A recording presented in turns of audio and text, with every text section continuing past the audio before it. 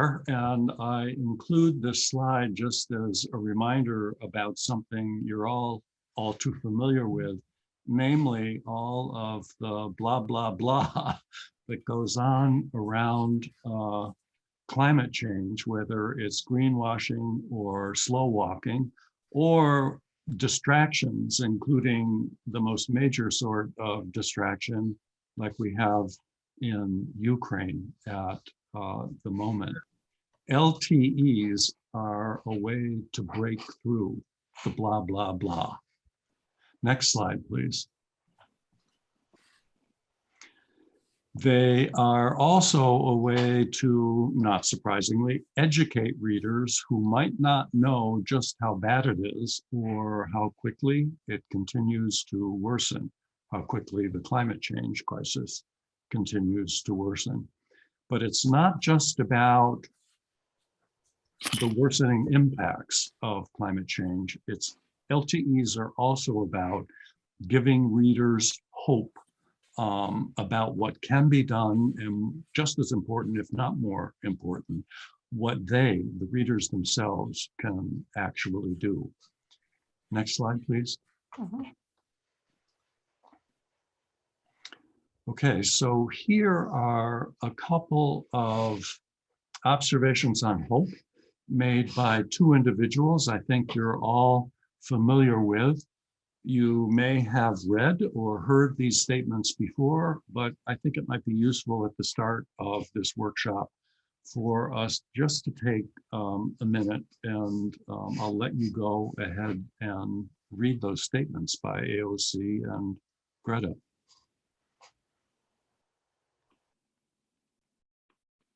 Okay, hope springs from action, and LTEs are potentially a very effective form of action. Next slide, if you would.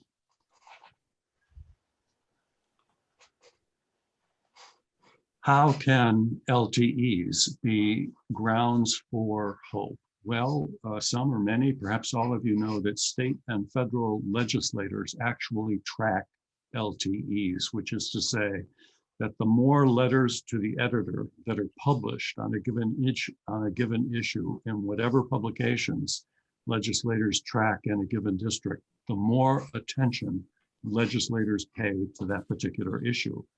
The same thing is true for the newspapers in which your letters to the editor appear. The more submissions newspapers get on a given topic, irregardless of whether the submitted letters are finally published or not, helps the board of editors on newspapers choose to devote more attention to the given issue, either through articles they publish or letters to the editor they publish on the issue, or even op-eds they publish on the issue. Next slide, please. So, some general considerations when you're thinking about or about to try to write a letter to the editor. Do keep in mind, this really surprised me when I found out about it only maybe 2 months ago. Letters to the editor are often the most read parts of newspapers. I have spent my entire 78 years ignoring letters to the editor until I started writing them maybe a couple of years ago. Letters to the editor, according to research done by political scientists, actually help shape public opinion over the mid and long term. Many letters to the editor are necessary, of course, to do this.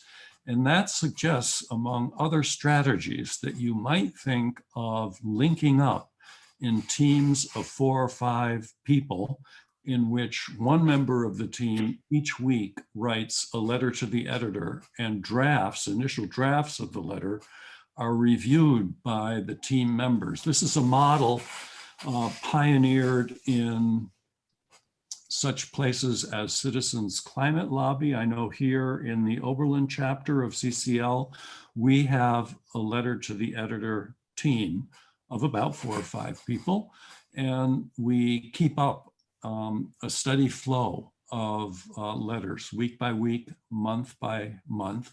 And most of us, sometimes all of us, review the first drafts of any letter a given team member writes. And after those suggestions and edits have been incorporated and the letter has been sent off, we wait until we hear on whether the letter has been accepted or rejected. But again, don't be at all discouraged if your letter is not finally accepted. The fact that it's been submitted is another tick in the awareness of the editors that attention is being paid to this particular issue. So a simple submission is in itself a success in that regard. It's also a success in terms of the time and energy you and possibly whatever team you create around you have helped to create. Another way of putting all this is that repetition over time can actually create conventional wisdom in your area. So enough letters to the editor operate psychologically, intellectually, mentally, in the same way that advertising does. Do focus on local and regional newspapers. These are the best outlets at this point in time, not national newspapers like the Times or the Washington Post or magazines like Atlantic Monthly. Readers of those publications are generally speaking up to speed. So letters to the editor there, unless you have a very unusual take on a given aspect of climate change, or unless you possess real expertise on one aspect of climate change, unless one or both of those things apply, you're basically preaching to the choir. And what you want to do with your letter to the editor is to educate people who don't know or who need to know more about given aspects of climate change. Do, whenever possible, refer to something recent and relevant in your community, city, town, county, or region that bears on the issue or the aspect of climate change you've chosen to focus on in your letter. Do restrict yourself, because you already know so much about climate change, to a few basic facts, to very limited but telling evidence. That's key. You have to stay within a word limit. Letters are obviously short.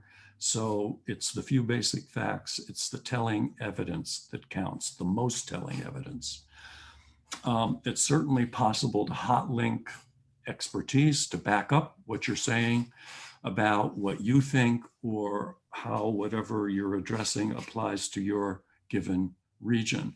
Examples of expertise, of course, are all over the place, including the most recent IPCC report.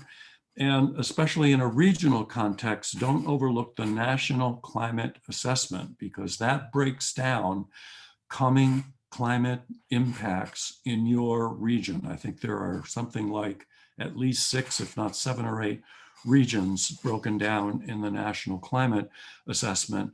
And the assessment includes what's already baked in terms of climate impacts over the next 30 years. By baked in, I'm referring to the fact that the impacts we're experiencing today as the result of carbon emissions, they are the result of carbon emissions that went up into the atmosphere some 30 years ago. So there's inertia in the atmosphere in terms of how long it takes for a given day or a given month's or a given year's worth of emissions to actually have an impact back on Earth, which is also to say that the emissions we're sending up now will have even more serious impacts come 2030 or so. So hot link expertise can really help, particularly the National Climate Assessment, really easy to access online. politeness, and here I'm stealing an observation from Bill McKibben, can actually impress readers, particularly in a political climate where there is a whole lot of nastiness. So as McKibben says, politeness now can be, quote, mildly subversive, unquote. Next slide, please.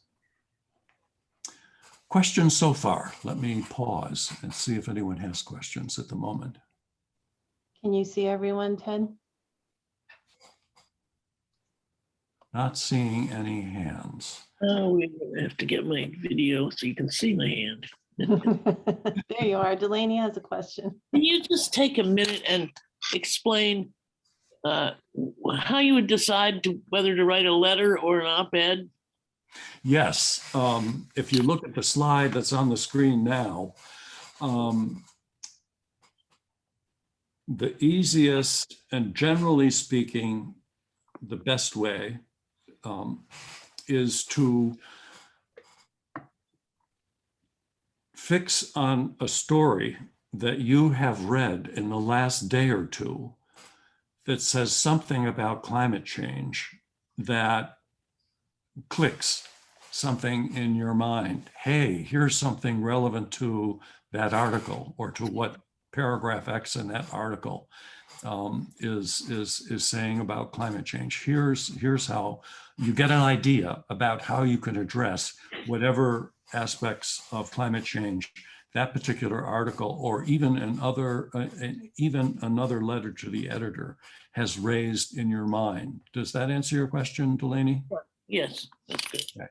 So it behooves you, if you don't already, to track your local and your regional newspapers to see what they're putting out or not putting out in relation to climate change. So an obvious recent example would be the IPCC report that came out last Monday. So you saw it last Monday. That could have given you an idea or 5 ideas about letters to the editor. You could have sat down and written your first draft within a day or an afternoon or an hour, depending on how fast or slow you are as a writer. That's another thing about letters to the editor. They're short enough so that even if you're a slow writer, you don't have to worry that it's going to take that much time, and it's not that demanding a thinking or a writing exercise. Slow writers can do a first draft of a letter in an hour or 2. Other questions before we move along? Ruth has a question. Oh, you're muted, Ruth.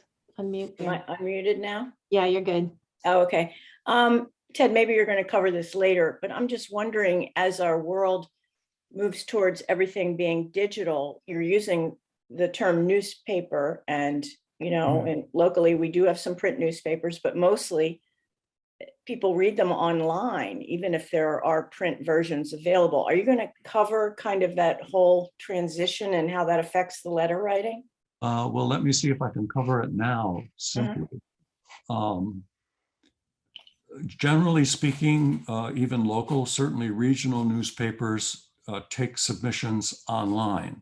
So you may be reading the article or the op-ed online. You may be reading it in a hard copy. It doesn't really matter because you're submitting the letter online. Am I missing something there, Ruth? Well, do people who get their news online seek out letters to the editor?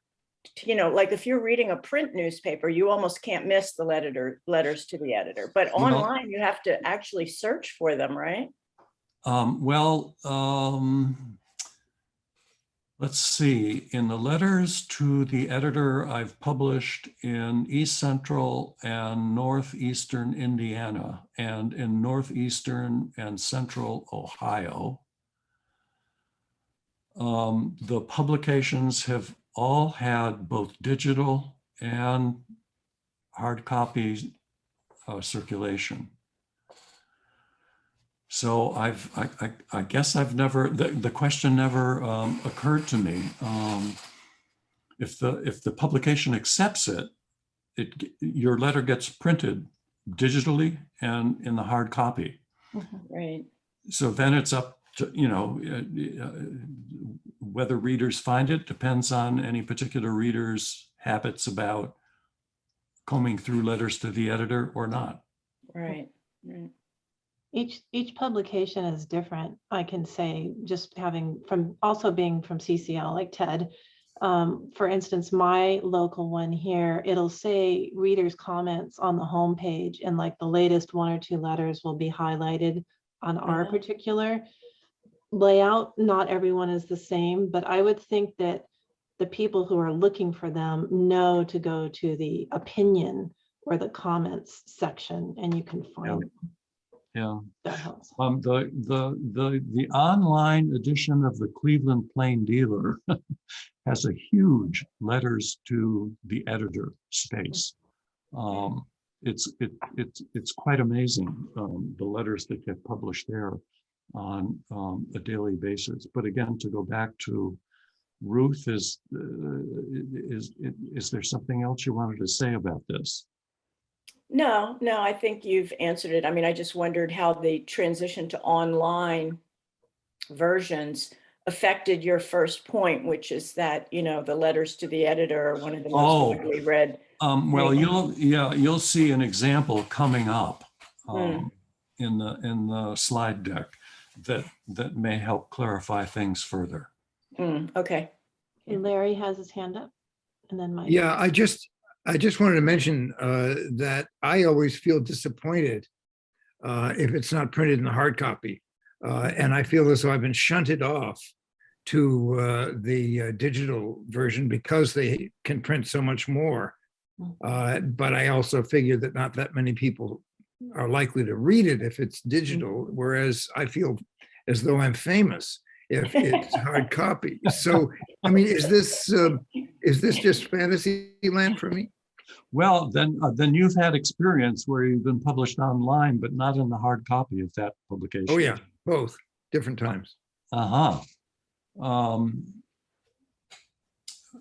Well, clearly not an experience I've had, but perhaps an experience that's more likely than not in terms of any one of you submitting a letter to the editor. And I don't see any way around your understandable sense of anticlimax, Larry.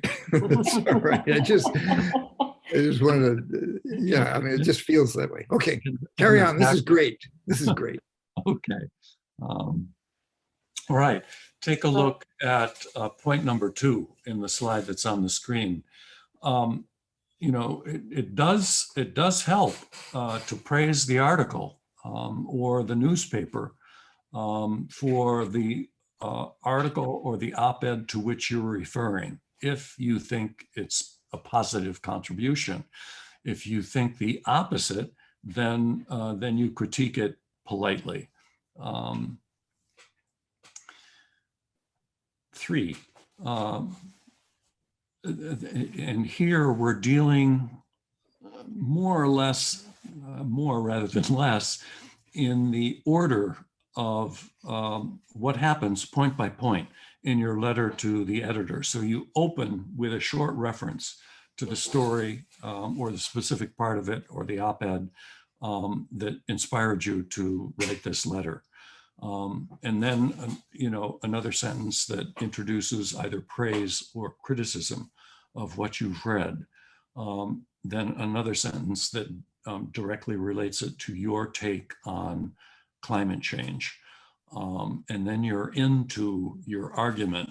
And here you want to be careful, again, because you know so damn much about climate change. The temptation is to try and shoehorn 2, 3, 4 arguments into your letter. There's just not that amount of space. You want to concentrate on one bite-sized argument, one major point. Typically, the word limit range for letters to the editor, for those of you who may not know this, is anywhere between 150 and 350 words. 350 words is very much on the generous side of things. That's an infrequent, generous allotment of words. it helps, it isn't always possible, but it helps to identify a solution or an action that readers can take in relation to the argument you've put forward. So it might be, for example, that you want to advocate a price on carbon, or it might be that you're talking about all of the banks like Chase Bank that funds in the trillions of dollars all of these fossil fuel projects. You want to call them out. So you call them out in the letter to the editor, but you also want to, if it's possible, specify how readers themselves can act on your proposed solution. So readers acting on your proposed solution could involve writing senators in your area, legislators, either in Congress or in the state legislature. In the case of banks, you might recommend to readers of your letter that they actually write the managers of the local branches of banks like Chase, and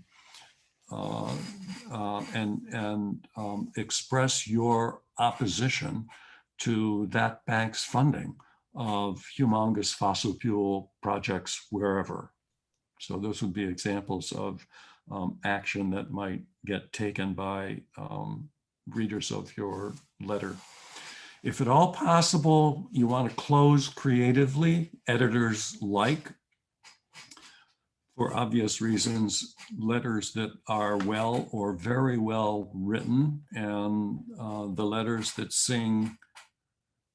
often sing best are those that close with some sort of catchy metaphor, some sort of wordplay, most often some circling back to the starting point of the letter. You'll see an example of that coming up. Again, always be respectful or polite. And of course, don't neglect to check the newspaper submissions requirements. Those are generally available online. Questions on this slide and on any aspect of, on any of the points I've laid out here? I don't see any. Just to go back to the point about working up a team of writers of letters to the editor. This might be something Ruth would be interested in, namely heading up a team of a number of us. There are at Hanover, I would guess, so many members of SSAFE that it wouldn't be that difficult to put together a team of 3 or 4 people, or maybe a team possibly headed up by Ruth among 4 or 5 of us at different Kendalls who would be willing to look at drafts of whatever any one individual Kendall resident comes up with as a letter to the editor of a publication in that particular region. Just something to think about. Next slide, please, Michelle. Okay, here is a letter to the editor, fairly recent, in January. Go ahead, take a minute, read through it, and see if it prompts any questions. Is the print large enough for you to read? I think so. Okay. Pretty big.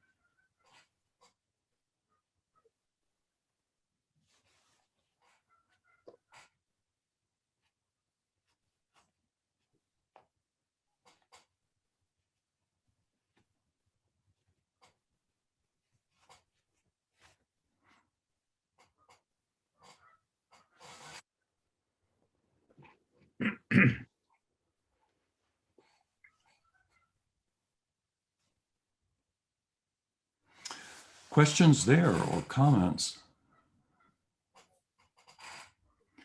Larry? Well, I would just comment. I think it's a terrific letter. It's pretty long, It is. longer than I would have thought as a That's- model, Yeah. but it sure touches on all the bases beautifully. And I love the movement from the opening link with a local with the current editorial Yes. to the final call to action. So Yeah. it works really well in that way. Well, Yeah. you're right about it being an unusually long letter. This is just under 250 words, which is the Yeah. limit for the Cleveland Plain Dealer, and they have a generous space for any individual letter. I'll show you a shorter version of this in a moment, but it does, the first sentence addresses, I think, Ruth's question, and also incorporates within it the notion I suggested about either praising or criticizing whatever article or aspect of an article you're referring to. That editorial from the original editorial that prompted me to write this letter appeared in the Elyria Chronicle Telegram. Elyria is one of 3 small cities in Lorain County, the other 2 being Lorain and Oberlin. So it's a relatively small circulation newspaper, but it's surprisingly good. It's got good national and in the case of the war in Ukraine, good international coverage as well, and a good slot for letters to the editor. That the editorial they published was actually something they picked up from the Los Angeles Times and simply reprinted with appropriate credit, of course, in their own paper as an op-ed. So it was it was an interesting, if all too infrequent, example of a sort of coast-to-coast red alert alarm.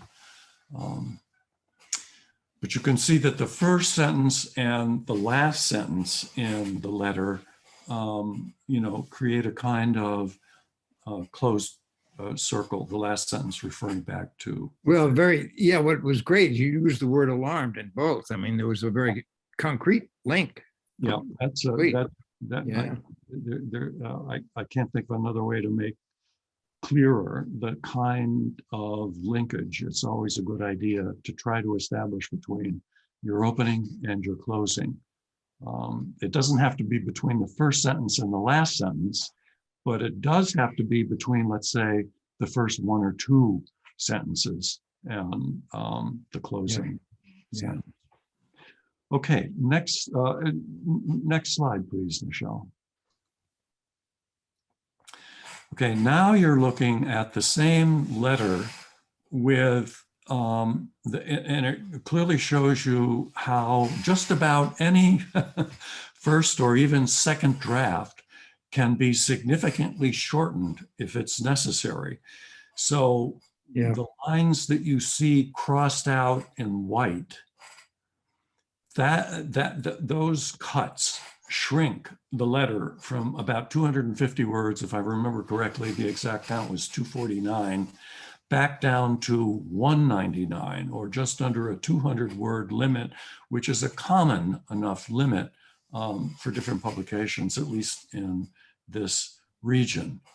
And maybe I'll give you just a minute so you can see clearly how it swings from the last sentence before the cut to the first sentence after the cut in each of the 2 cut cases.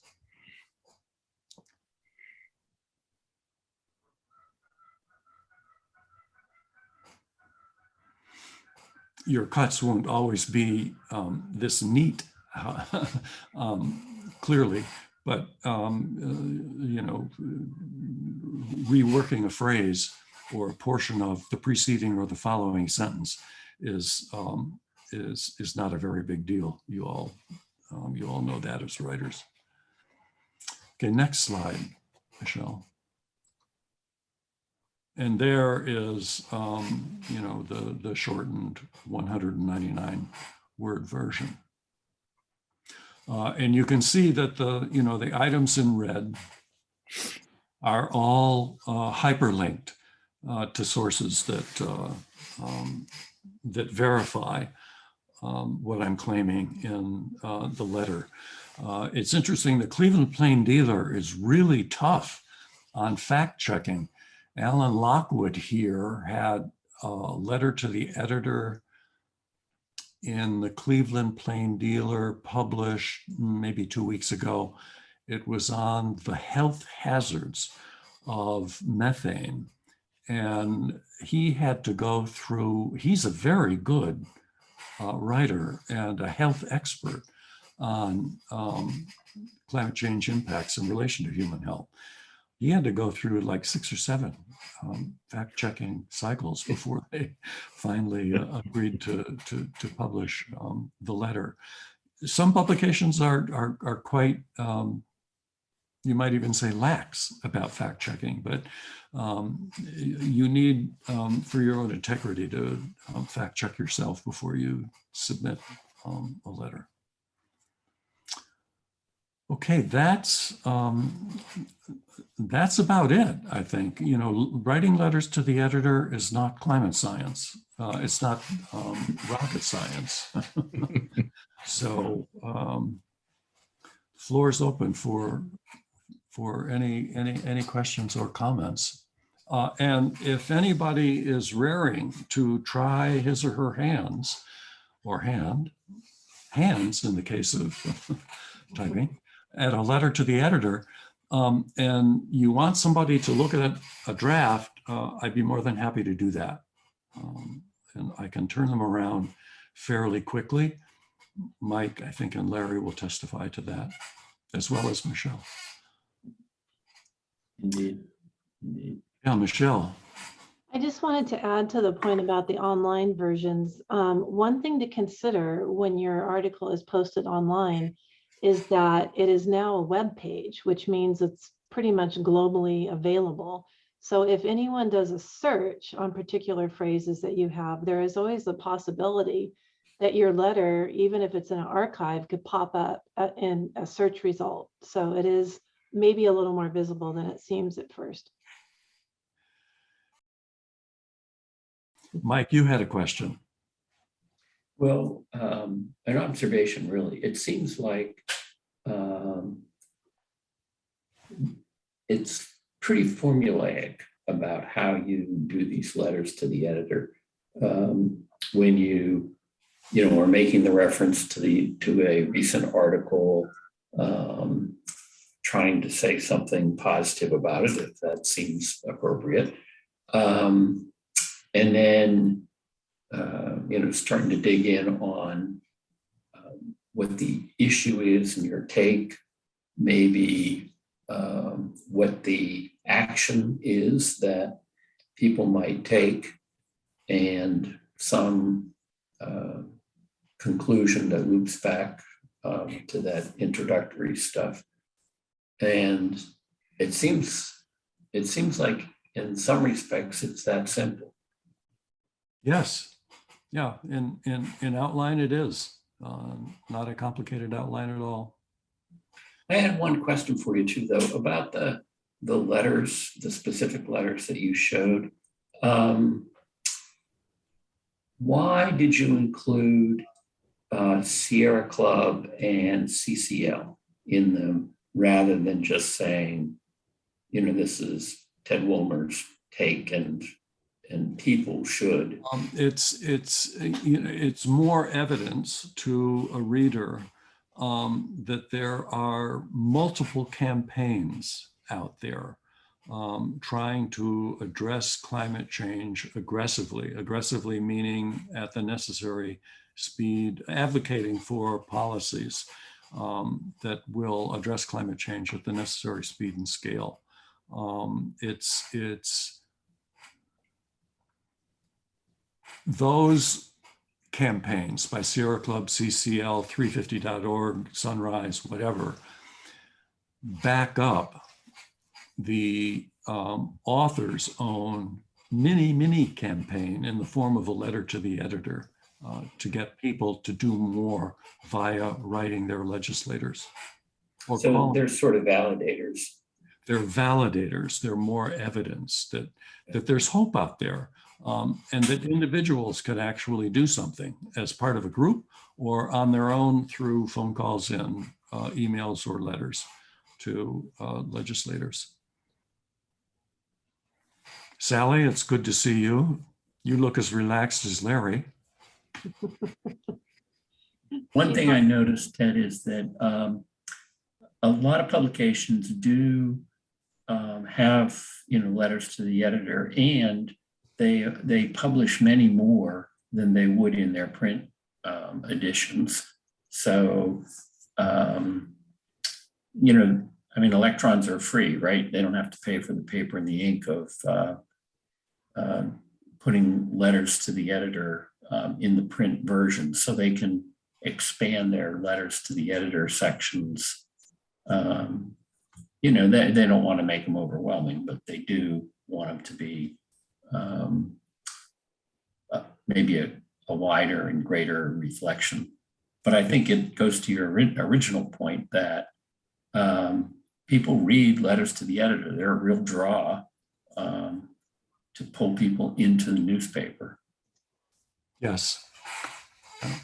Which is ironic, since editorials are read by like 4% of readers of the newspaper, pretty abysmal number. That makes it even more interesting. Yeah. According to studies, letters to the editor are often the most read parts of the newspaper. Exactly. Neighbors want to know what their neighbors are up to, or something like that. Ted? Ruth. Yeah. So I have to confess, I have never written a letter to the editor. Yeah. And I think preceding all the steps that you laid out so beautifully, there maybe are some preliminary steps for people like me, which is figure out what the local newspapers are out there, subscribe to them, get physical copies of them and everything. I mean, I don't get any physical print newspapers now at all. Anything I access is digital. So you kind of have to back up. And I think even if you get a digital subscription to these places, you have to be a subscriber, right? Or can anybody? You're at which Kendall campus? Kennett Square, Cartmel. Outside Outside of Philadelphia and outside of Wilmington, and we have Westchester and we have Kennett Square. I mean, there's so many papers that we could access. Well, do you have a library there? Yeah. So you get the Inquirer, and the Inquirer definitely is the main Philadelphia newspaper. So you can read the hard copies right there in the library. Right. Do you have to subscribe in order to write a letter to the editor? Absolutely not. No. Okay. No. I think the Daily Local News is a great paper. Right. In Westchester, right. That's the one I'd go for. Oh, really? Yeah. Okay. Go for them both, actually. Seriously. And doesn't Wilmington have a newspaper? Yes, and it's okay. It's mediocre. What's it called? Wilmington. Oh God, I don't remember. The News Journal. News Journal? Yeah, that's right. Okay. All right. And it's owned by a conglomerate. That one. What's it called? That owns a group of papers, whereas the local is independent. Right, and it seems to be still hanging on and going. Yeah. Yeah, like you, Ruth, I had never written a letter to the editor until maybe, 5-6 years ago. Right. But the learning curve is not steep. Yeah. Not at all. And I'll repeat my offer that for any of you who want to take a crack at it and you want to run your first or second draft by me, happy to look at it. Well, if there are no other questions or comments. Yes, Mike. Just one final observation. Those exclusive publication rights are generally something that's reserved for the major newspapers, which you sort of rightfully encourage us to not focus on. They're harder to get published, and they're oftentimes looking for, someone who's preeminent in their field, or someone who maybe is a long distance subscriber, somebody from Oregon writing into the Philadelphia paper. But the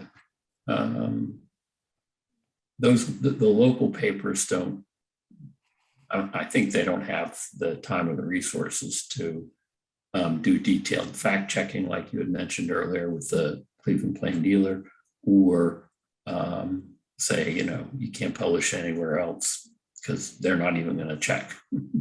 Yeah, that may be. But you mentioned experts. I'll take the example of Alan Lockwood again. His letter on the health impacts of methane did not respond to a specific article or op-ed in the Plain Dealer, but he got published because he was an expert. He was a past president of Physicians for Social Responsibility. He's a neurologist. He knows all of the health impacts. He's published a book through MIT Press on the subject. Can't make out. Can you see it, Michelle? Yeah, it says, Ted, how about multiple signers? And hold it up a little bit more. And I think she said something about 5, limit of 5. Multiple signers? Yes. Yeah. I don't see why a letter to the editor authored by 2 people with credits to both people.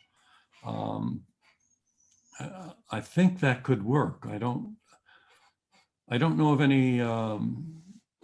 I don't know of anything that. Try it, Larry.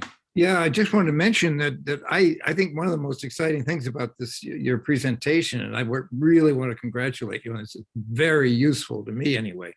But one of the most useful things about this, or best ideas, is the idea of our forming a little group to put some pressure on ourselves. And I'm looking at Delaney and Margaret right now here. That this would be great fun to do. And then, of course, if you do a group like that, that suggests that maybe all 3 of you, or all 5 of you, or all 10 of you even, might then sign that to the local, in our case, to our local papers. So that's pretty clear. Yeah, I just wanted to tie into Larry's last comment, the whole idea of teams. I'm thinking it really blows out the number of people who would be writing these letters if each of us then came back to our campuses and tried to find 4 or 5 other people. And maybe they're not even SAFE members, but they are ex-English majors or whatever, or ex-professors, and they really want to write about topics and to organize something on our own campuses. Yeah. I'm thinking of our sustainability committee as a start, where we have people who are very passionate about climate change ideas. So, amen. Yeah. I like Ted's point. I didn't even realize this. I learned something new, that the letters to the editor that don't get published, don't despair, because it actually is putting a tick in the box of people are interested in this for the newspaper to start covering more on those topics. So that's a really good thing for your team to know as well. Okay, well, thanks, folks. Great to see you all, and hope that we start pumping out volumes of letters to the editor. Could we send, if we write letters to the editor that get published, could we send them around so we can all read each other's and at least maybe take an idea from someone else to write one about? That would help me. Like I say, I'll be happy to read anybody's drafts. Yes, and also if you do get them published, Delaney, I have to be careful about sending it to the entire SAFE group, but for sure, the advocacy team, I think we could share Yes. letters to the editor that have been published, so we can. You're referring to letters that have been published, Delaney? Yeah, just as models. Yes, yes, yep. Mhm. Yeah, And, maybe. what do you think about sharing with the education team as well? Oh, good idea. Actually, Education and advocacy. if this takes off, you might even think about a folder in advocacy and a Yeah. folder in Oh, that would be education good. that Yeah. contains these letters, because Mm. they're good. If it does take off, there could be a lot of them. Right. Okay, Good job, Ted. Thanks. So much, Yeah. Ted. thank you so Yeah, much. thank you, Very Ted. Super helpful, really good. Yeah. Good to see you.